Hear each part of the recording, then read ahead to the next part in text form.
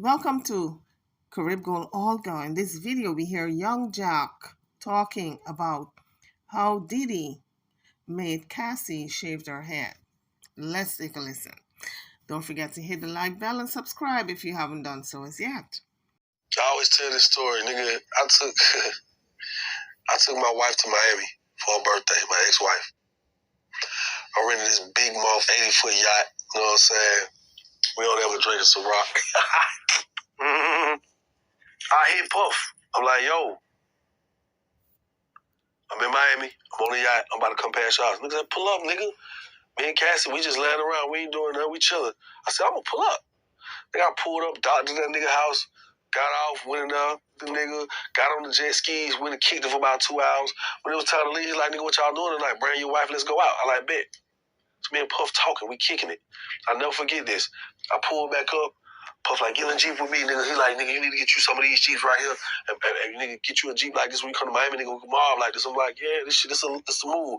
So we riding to the club, bumping Biggie. I'm like, nigga, this high is, I'm like, I ain't never really get the opportunity to just be with Puff. Like nigga, me and you, he never overshadowed me, but we never got a chance to just be together. It was here and there, moments in time. But like how that moment was, I was like, he was like, shit feel right, nigga. We need to be like Mom. And I'm like, yeah, nigga. So I never forget, we pull up to live, nigga. When we get to live, nigga, Young Bird, well, Hitmaker. I think it was like AKA Hitmaker. Hitmaker. I think it was like Hit Boy or something. It was another producer. I can't remember. These niggas had these whistles. And so they throw Puff a whistle.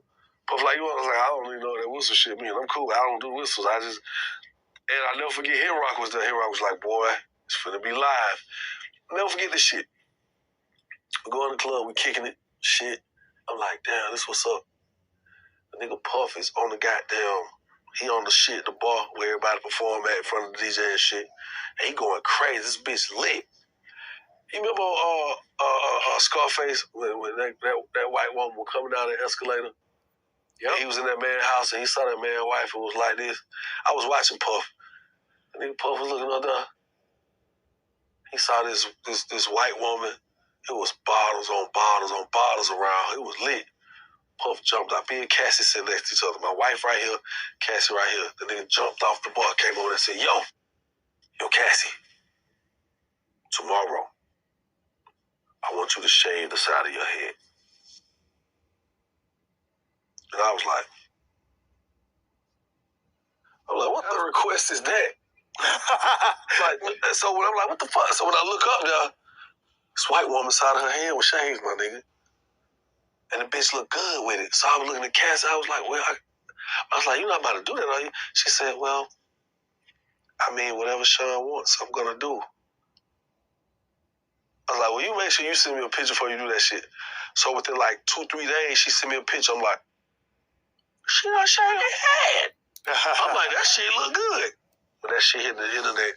Boom. She started a whole trend, man. A whole trend. And I watched it happen. She started a whole So I got so many moments and stories in time like this, bro. I could go on for days. So that was Yung Joc being interviewed by Vlad TV about how Cassie started the trend of people shaving their heads to the side. And it stemmed from that night at the club when Puffy, in his wild state, in his alcohol-induced mind, requested that she shaved her head. And she complied. She said whatever Puffy wants. And in a matter of 2 days, it was done. All these old videos are now resurfacing on the internet in the wake of Cassie filing this lawsuit and retracting it a day after. And this is all alleged.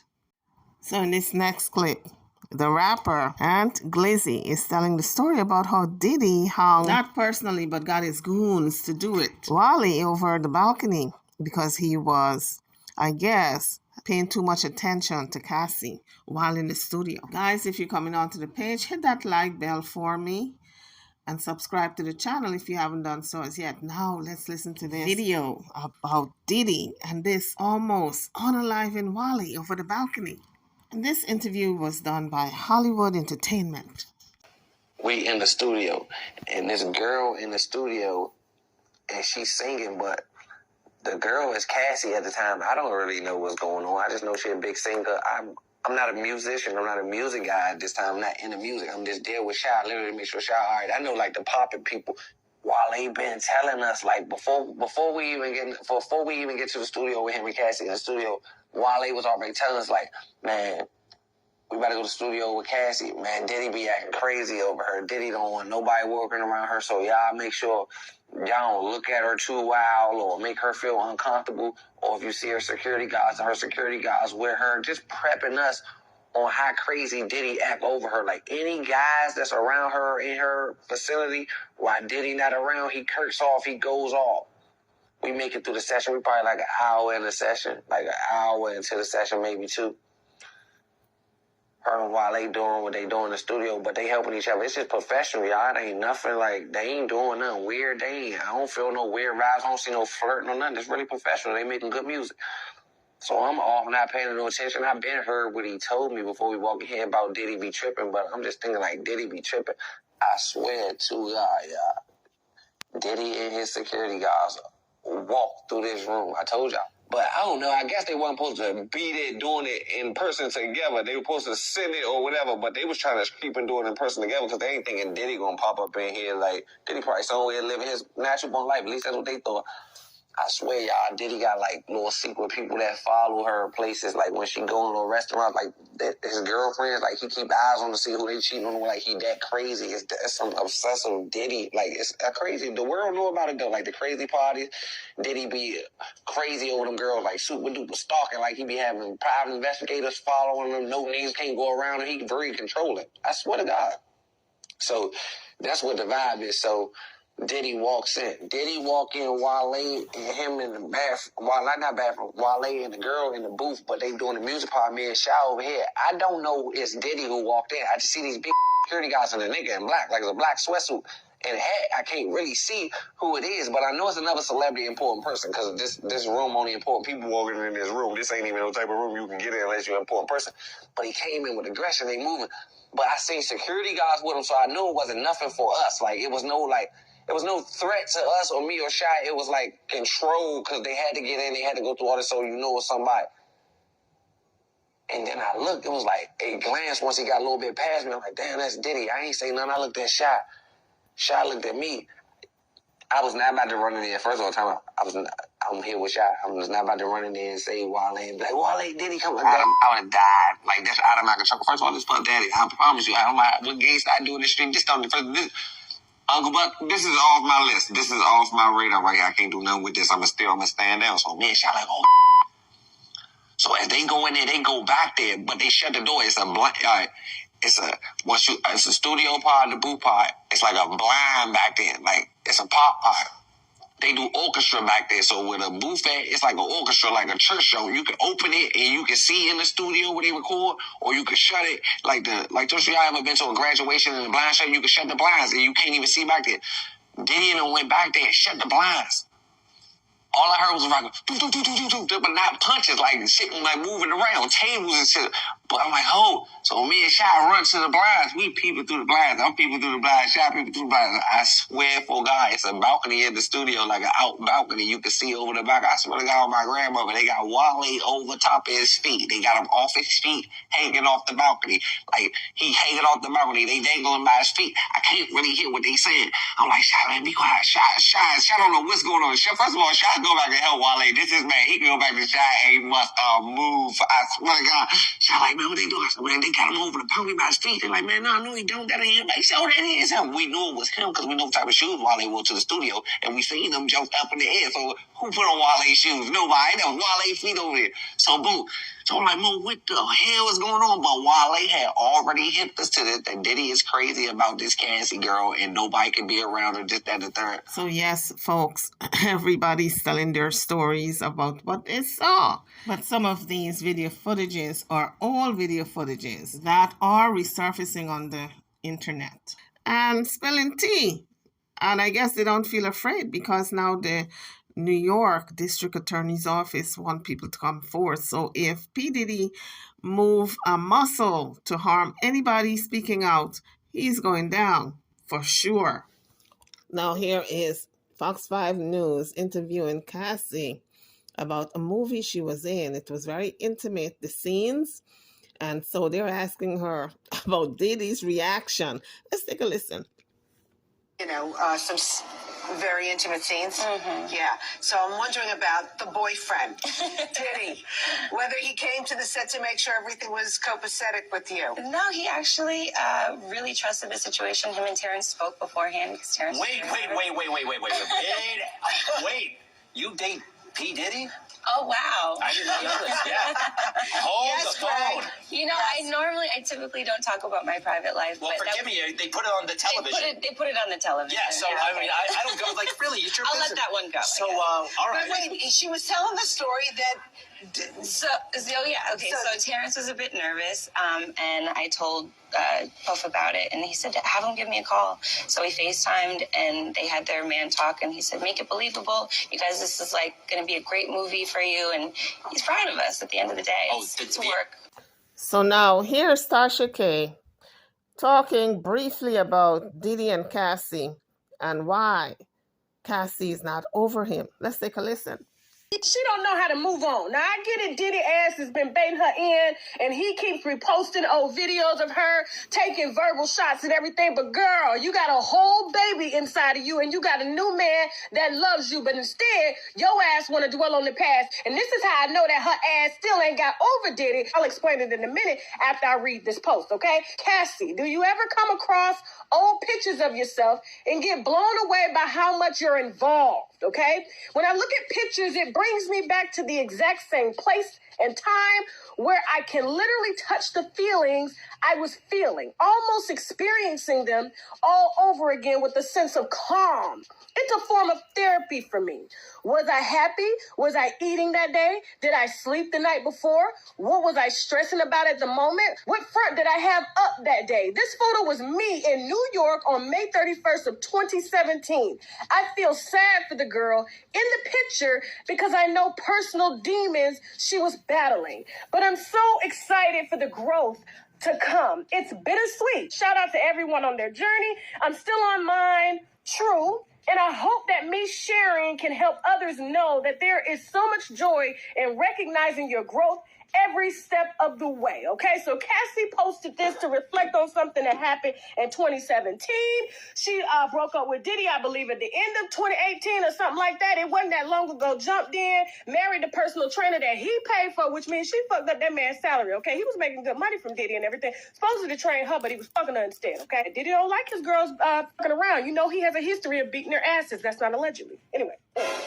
But I say this to say, okay, I know that Cassie wants to look back at that girl who was getting beat, having to have abortions and shit by Diddy, and take all of the other women, including the STDs that he probably gave her and everything. I know that that stuff still comes up, okay? But let me tell you something. Alex Fine is a big part of that shit, okay? Because she met him in the midst of that turmoil, which means every time she looks at him, she's always going to remember that. Don't get mad and say I didn't tell you so. She don't know how to move on. Now, I get it. Diddy ass has been baiting her in, and he keeps reposting old videos of her taking verbal shots and everything. But girl, you got a whole baby inside of you, and you got a new man that loves you. But instead, your ass want to dwell on the past. And this is how I know that her ass still ain't got over Diddy. So Tasha made this video recently. I think it was 2 days ago, that maybe, just maybe, Cassie miss Diddy. And I'm scratching my head. I'm saying to myself, what the hell does she miss him for? What is there to miss him about? Getting your ass beat on the regular, black eyes, busted up lips, eyes all messed up, nose all messed up, gotta wear dark glasses, and explaining away, oh, I bumped my head, I fell. Yeah, the dog attacked me. That's what she's missing? I think not. Liar, liar, pants on fire, lies you tell. Yes, girl is not missing Diddy because she's having maybe some flashbacks, maybe some moments of thinking about what happened to her in the past. You can have flashbacks of horrible experiences. Does not mean you miss the person because everything is recorded in the mind. You're going to be seeing instances of what you went through in the past. Flashbacks, whether it's good or bad, positive or negative. You're going to be seeing those and experiencing some of the feelings that you went through when it was happening. That does not mean that you miss the person. It simply means you should be in therapy. And if you've had therapy for it, maybe you ought to visit therapy again. So in this part of the video, we hear Kim Porter's sister alleging that P. Diddy took Justin's V card. So these are all videos that are resurfacing. In this particular clip, we hear Kim Porter's sister coming out and making some very disturbing allegations about Diddy. Let the world know what you did. So P. Diddy broke Justin Bieber's virginity. Yes, absolutely. A lot of things. So then you have all these people around me just kind of hanging on, wanting stuff from me. In a shocking turn of events, Kim Porter's sister, Tamia Porter, has emerged from the shadows to spill the tea on Diddy's alleged misdeeds with young artists.